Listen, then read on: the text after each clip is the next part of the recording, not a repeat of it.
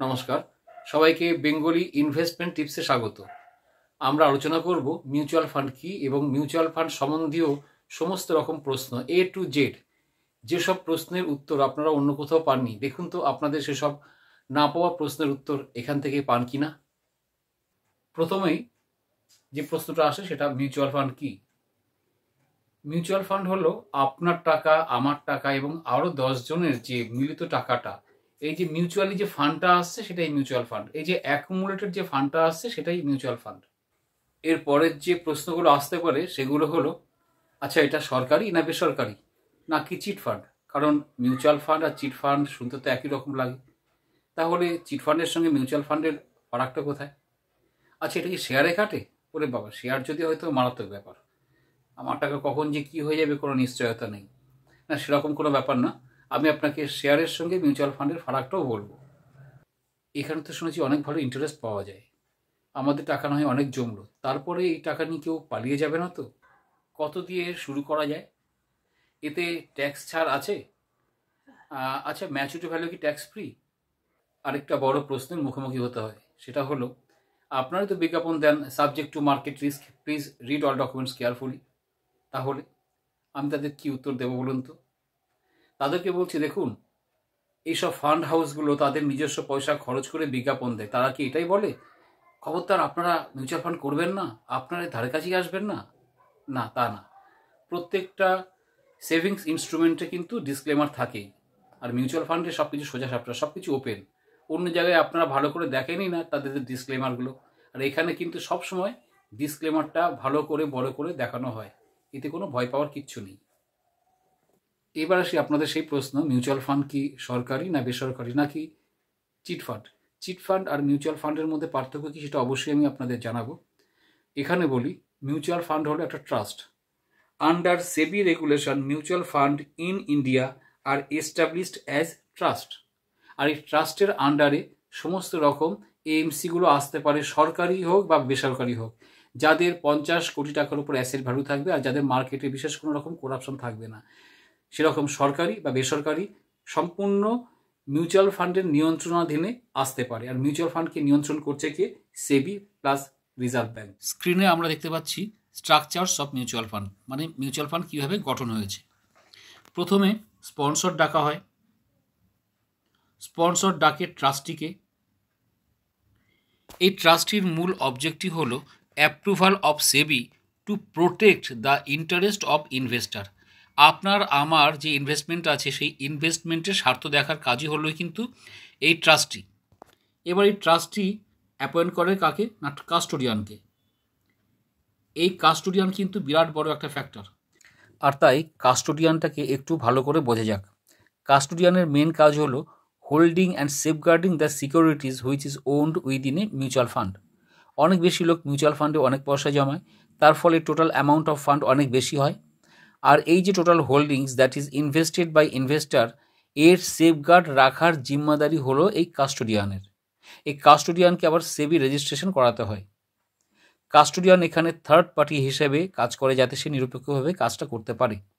কারণ ইনভেস্টর যে ইনভেস্ট করে সেটাকে সুরক্ষিত রাখা, যেন কোনো ফ্রড না হয়, ইনভেস্টরের যে হোল্ডিংসের কোনো লোকসান যাতে না হয়, সেই জিম্মাদারি রাখে এই কাস্টোডিয়ান। এছাড়াও আরও কিছু কাজ কাস্টোডিয়ান করে থাকে, যেমন fund administration, fund accounting, legal compliances, tax support, এসবগুলো কাস্টোডিয়ানের মাধ্যমেই হয়ে থাকে। এরপরে ট্রাস্টি আরেকজনকে অ্যাপয়েন্ট করে, সেটা হচ্ছে স্কিম অডিটর।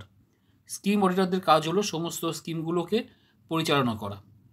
এরপর স্পন্সর আর ট্রাস্টি দুজন মিলে অ্যাপয়েন্ট করে এএমসিকে। এএমসি মানে অ্যাসেট ম্যানেজমেন্ট কোম্পানি, যা আমি আগেই বলেছি, ফান্ড হাউসগুলো যেমন এইচডিএফসি, এসবিআই, মিউচুয়াল ফান্ডগুলো। সারদা নারদার পর থেকে আমরা জেনেছি যে কোনো জায়গায় ইনভেস্ট করার আগে কে রেগুলেটরি বডি, এটা আমাদের জানা সব থেকে বেশি প্রয়োজন। তো চলুন এবার আমরা দেখি মিউচুয়াল ফান্ডের legal and regulatory environment. Government of India empower করলো সেবিকে।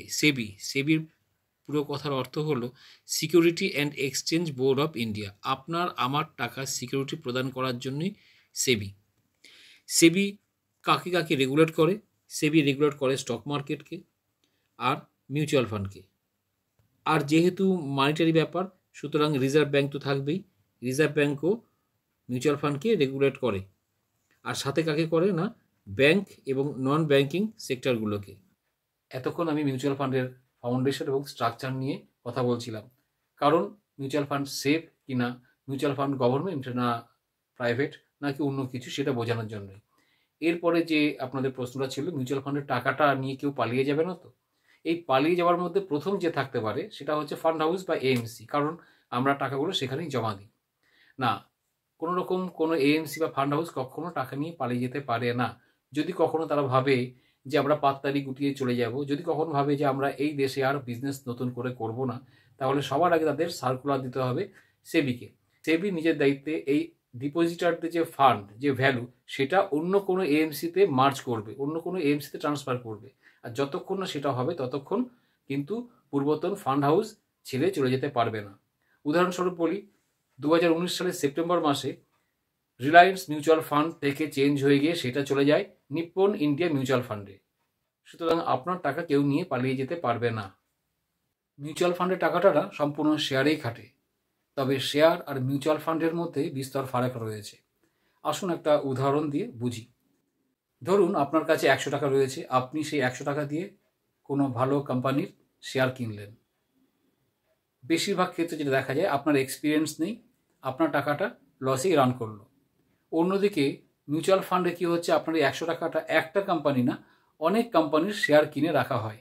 আপনার এই কাজটা করে ফান্ড ম্যানেজার। তো অনেক কোম্পানির শেয়ার কিনে রাখা হয় এবং তাতে কি হয়, কোনো কোম্পানি খুব ভালো পারফরমেন্স দিল, কোনো কোম্পানি মাঝারি পারফরমেন্স এবং কারোর একদমই খারাপ পারফরমেন্স। তো আপনি এইটাকে যদি অ্যাভারেজ মার্কিং দেন, তাহলে কি হবে, অ্যাভারেজলি একটা ইন্টারেস্ট আপনার থেকেই যাচ্ছে। ঠিক সেই জন্যই মিউচুয়াল ফান্ডের রিটার্নটা এত বেশি হয়। আবার রিটার্ন আবার দুরকম, একটা হলো ইন্টারেস্ট রিটার্ন, আর একটা হলো গ্রোথ। তো মিউচুয়াল ফান্ডে আসে কিন্তু গ্রোথ রিটার্ন। যেমন আমি একটা উদাহরণ দিয়ে বলছি, ধরুন আপনি 1 লাখ টাকা 3 বছরের জন্য এফডি করলেন। 3 বছর পরে আপনার 1 লাখ টাকা হলো 1,30,000। তো এই 30,000 টাকা হলো আপনার ইন্টারেস্ট। কিন্তু যদি আপনার 3 বছর পরে 1 লাখ টাকা যদি 1,90,000 হয়, তাহলে এই 90,000 টাকা হচ্ছে আপনার গ্রোথ। মিউচুয়াল ফান্ডে কিন্তু গ্রোথটাই আসে। কোন ফান্ডটা কত ভালো? দেখুন, এই ফান্ড সবই ভালো, তবে তার মধ্যেও কিছু জিনিস থাকে যেগুলো হয়তো খুবই ভালো, আপনাকে গ্রোথ দেবে। তবে এইটা ডিপেন্ড করে কি বলুন তো, কোনো মানুষের রিস্ক নেবার ক্যাপাসিটির ওপর, মানে রিস্ক অ্যাপিটাইটের ওপর সমস্ত ফান্ড নির্বাচন করা হয়। সেই অনুযায়ী আমরা নির্বাচন করি আপনার জন্য কোন ফান্ডটা ভালো হবে। এখানে আপনারা ট্যাক্স সেভিংস পাবেন কি না সেই প্রশ্নের উত্তর আসি। আপনারা যদি ELSS করেন, মানে ইকুইটি লিঙ্কড সেভিংস স্কিম যদি করেন, তাহলে আপনারা আন্ডার সেকশন 80C-তে ট্যাক্স ছাড় পাচ্ছেন। আর এছাড়া আপনাদের ম্যাচুরিটি ভ্যালু কিন্তু সম্পূর্ণ ট্যাক্সেবল।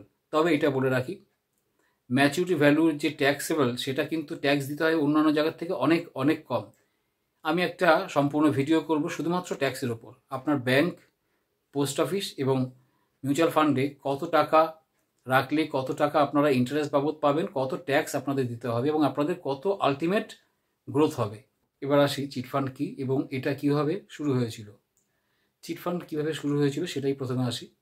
মানুষের যখন হঠাৎ করে কোনো মোটা টাকার প্রয়োজন হয়, তার পরিবারের কাছ থেকে যদি না পায়, তার লোন কোনো রকমভাবে যদি না পেতে পারে, তাহলে কি সমস্যাটা সমাধান করার জন্য কী উপায়, তারা নিজেরাই তৈরি করেছিল সেই জন্য চিটফান্ড। তারা কি করেছিল, প্রত্যেক মাসে মাসে বেশ কিছু টাকা দিয়ে একটা ফান্ড তৈরি করে এবং সেই ফান্ডের নিয়ম ছিল যে সর্বনিম্ন টাকা ডিমান্ড করবে সেই প্রথমে সেই ফান্ডের টাকাটা পাবে। কিন্তু সেখানে কিন্তু কোনো নিশ্চয়তা ছিল না যে ফান্ডের টাকাটা কোনো একজন নিয়ে পালিয়ে যাবে। সেটা কিন্তু যখন তখন হতে পারে। সেই জন্য চিটফান্ড আর মিউচুয়াল ফান্ডের রেগুলেশন বা ফাউন্ডেশন তো আপনারা দেখেছেন। সুতরাং এটা যে আকাশ পাতাল ফারাক, সেটা আপনারা নিশ্চয়ই বুঝতে পারছেন। এখানে কত টাকা দিয়ে শুরু করা যায় সেই প্রশ্নের উত্তরে বলি, এখানে দুরকমভাবে আপনি ডিপোজিট করতে পারেন। একটা হচ্ছে প্রত্যেক মাসে মাসে নির্দিষ্ট অর্থ দিয়ে, মানে রেকারিং টাইপ যেটাকে বলা হয় ব্যাংকে।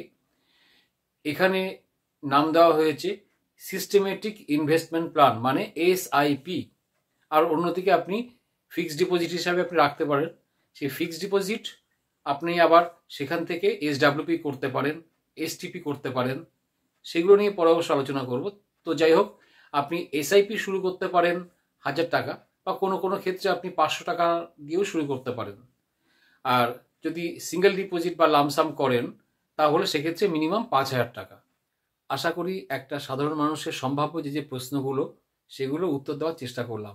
এরপরে যদি আপনাদের অন্য কোনো জিজ্ঞাসা থাকে তাহলে অবশ্যই আপনারা আমার হোয়াটসঅ্যাপে পাঠাতে পারেন।